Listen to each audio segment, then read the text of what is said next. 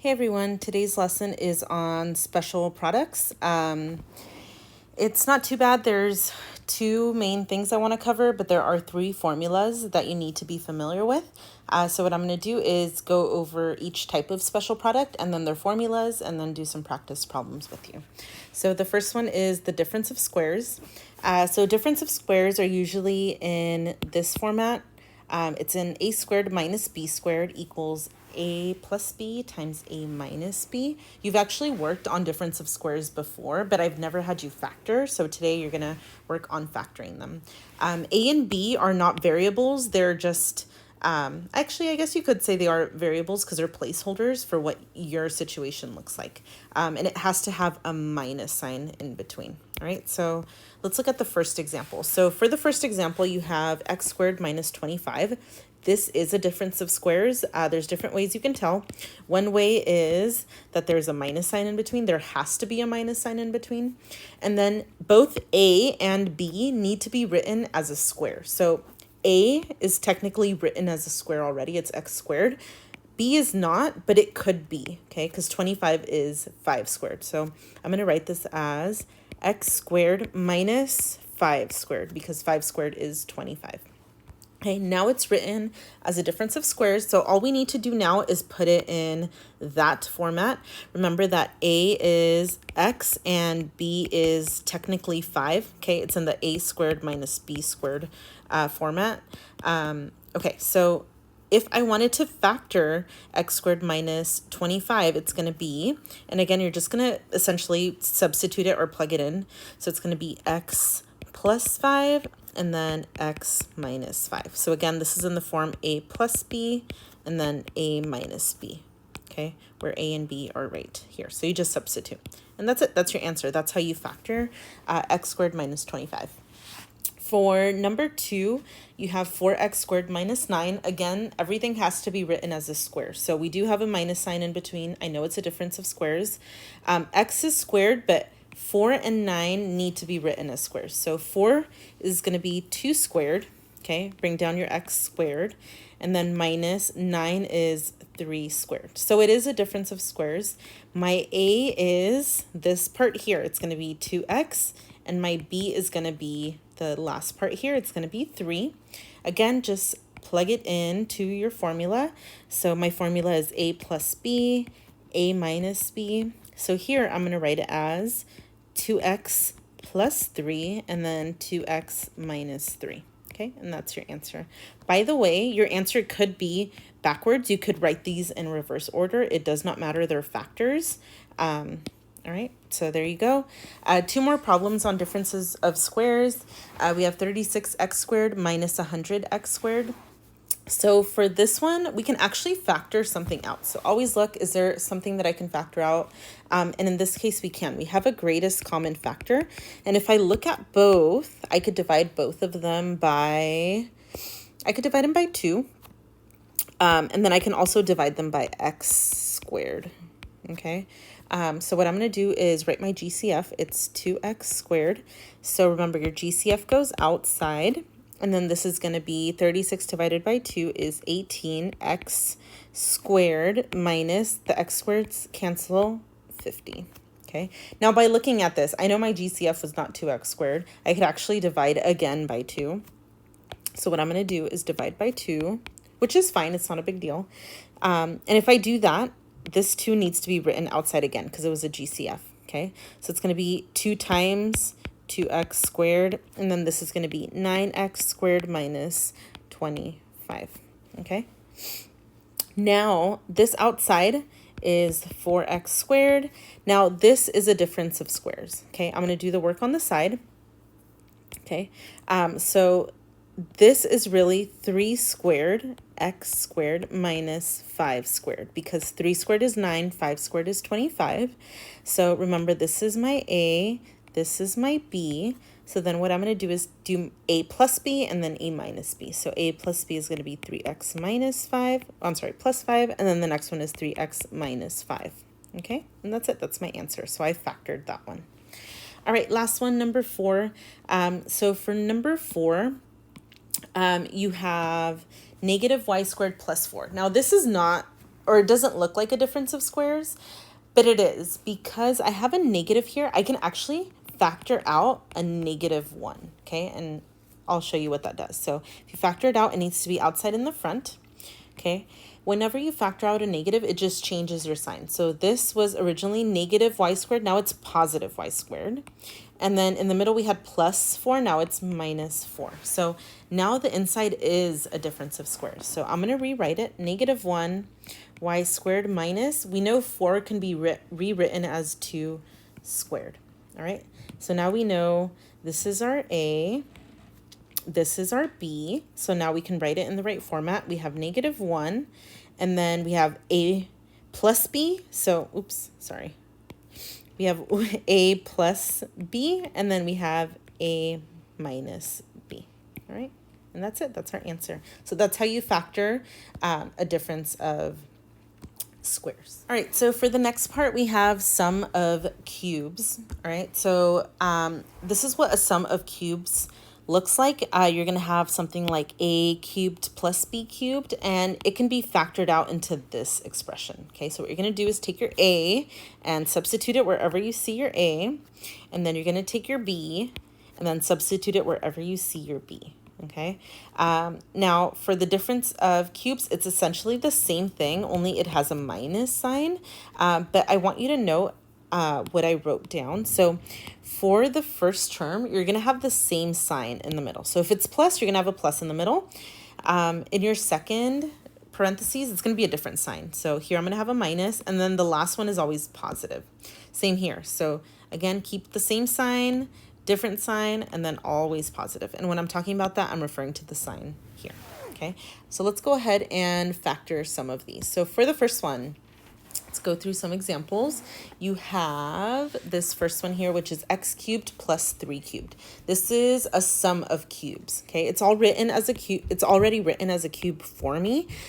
So I just need to identify my A and my B. So my A is x and my B is 3. Okay, your A is your first term, your B is your second term, and then just substitute it into the formula. So this is going to be the A plus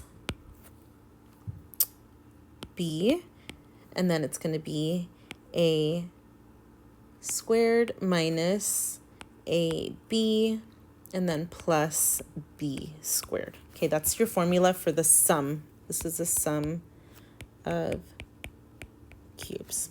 All right, so now what you want to do is substitute. All right, so what I'm going to do is take my A and plug it in wherever I see an A, and then I'm going to take my B, and then, which is 3, and then plug that in wherever I see a 3. Okay, so I'm going to do that right now. So the first one, it's going to be x plus 3.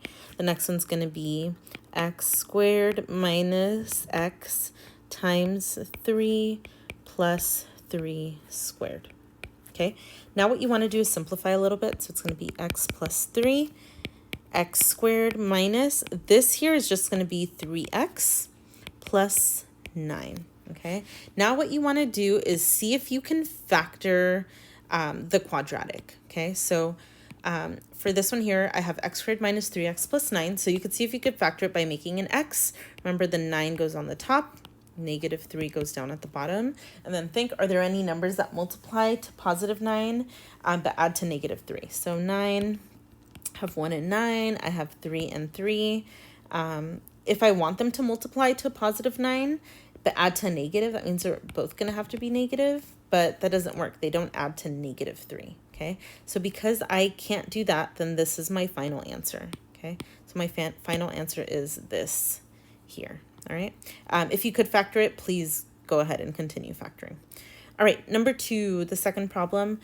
For this one, we have x cubed minus 8. So what you want to do is go ahead and write your formula. This one is a difference of cubes. So this one's a difference of cubes. And I know 8 can be rewritten, so I'm going to do that. X cubed minus, and then this is 2 cubed because 2 times 2 times 2. 2 times 2 is 4, and then 4 times 2 is 8. Okay, so I know it's a difference of cubes. So in this case, my A is going to be x, and then my B is going to be 2.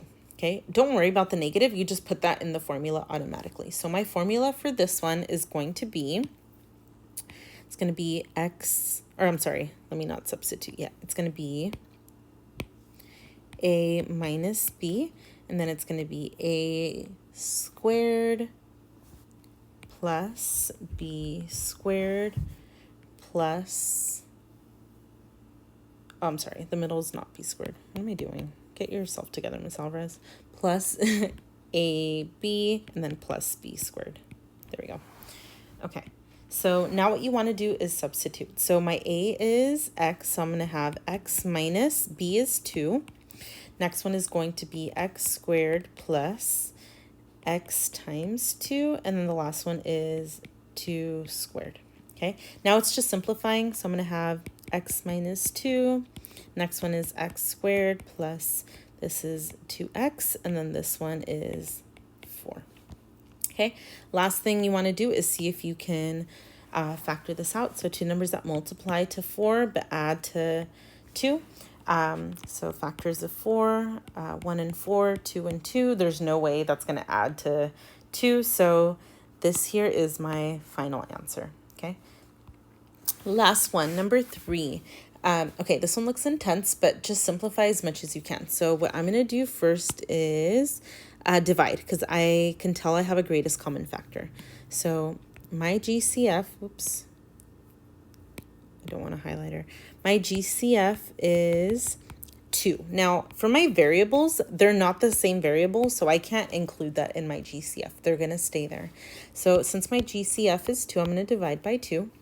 Okay, so I'm going to have x cubed plus, and then 128 divided by 2 is 64 y cubed. Remember, the GCF goes outside of your parentheses. Don't forget that. It's going to change your answer completely, and it won't be correct. From here, now it looks like a sum of cubes. But the first thing I want to do is change 64 into something cubed. So you have to think to yourself, what could 64 be cubed? So just by looking at it, I think it's going to be 4. So let's try it. 4 times 4 times 4. So 4 times 4 is 16. And then 16 times 4 is 64. So that checks out. So I'm going to rewrite this. It's going to be 2 times x cubed plus, this is 4 cubed, and then y cubed. So now it's rewritten as a sum of cubes. You have to rewrite it first before you substitute into your formula. So then from here, what I'm going to do is identify my a and b. I know that a is the first term. It's going to be x. And I know that b is my second term. It's going to be 4y. Okay. Now what I'm going to do is rewrite my formula for my sum of cubes. So my sum of cubes, it's going to be a plus b, and then it's going to be a squared minus ab plus b squared. All right. So now I'm just going to substitute. So again, I'll highlight for you, wherever I see an a, I'm going to substitute my x. Wherever I see a b, I'm going to substitute 4y. So both things are going in there. Okay. Remember to leave your 2 outside. Okay. So my 2, rewrite it. Okay, and then now inside your parentheses goes everything that you're substituting. So it's going to be x plus 4y. I'm going to have x squared minus x times 4y plus, and then include your parentheses, 4y squared. All right, now I know it looks crazy, but now you're just simplifying. Okay, so I'm going to have 2 on the outside, x plus 4y. Okay, on the inside, I'm going to have x squared minus, if you multiply this together, you can. Numbers go first, then your 2 variables in alphabetical order. So it's going to be 4xy, okay? Plus, this is in parentheses, so you have to square both terms. So 4 times 4 is 16, and then y squared, okay? Now from here, you could try to factor this out. So you could think of 2 numbers that multiply to 16, but add to -4, okay? So trying to think of 2 factors that do that. So 16, I have 1 and 16. That's not going to work. 8 times 2 is not going to add to -4. And then 4 times 4 is not going to add to -4. So this, in fact, is my answer. Okay. So again, I'll just recap the difference of cubes and the sum of cubes. For each, you have to use your formula. After using your formula for a while, it'll stick with you, hopefully. It's pretty easy to follow if you look at the notes that I have for you. Remember to keep your same sign for the first one. For the second one, it's going to be a different sign, and then the last one is always a plus. Okay, so same here, same sign, different sign, and then always a plus. So again, what I would do as you're working on your homework is write your formulas down and then work on your problems. All right, make sure you email me if you have any questions.